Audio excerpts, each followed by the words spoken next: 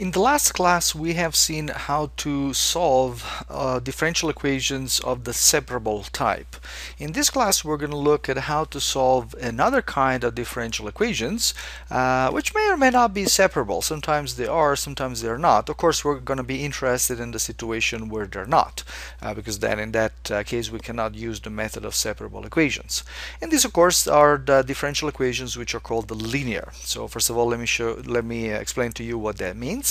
So a first order ODE is linear if it can be written in this particular form: y prime plus f of x times y equal g of x, where f of x and g of x are going to be any two functions of x only. Okay? So we call this equation linear because it is linear in y and y prime. Notice that both y and y prime are given without being themselves inside any other function or in denominators or anything like that.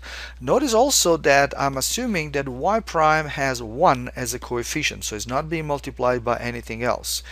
This is something actually that can be obtained by a little bit of algebra as long as the function is in fact linear in y and y prime. So we're not going to worry too much about it, but it is a required element of the procedure.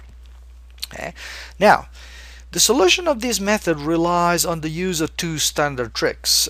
Two and a half, actually. There is another little thing that I will show you as we go through it. Okay. And the two tricks, when I say standard tricks, I mean tricks that are used in mathematics on a fairly regular basis.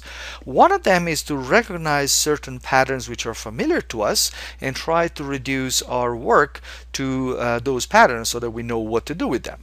And the other one is the idea of multiplying both sides of an equation by a needed quantity. Of course, we've also seen the trick of adding and subtracting in a certain expression, or multiplying and dividing a certain expression. This is one of those tricks. We're going to use this to a really strong effect, and let me show you how that is done.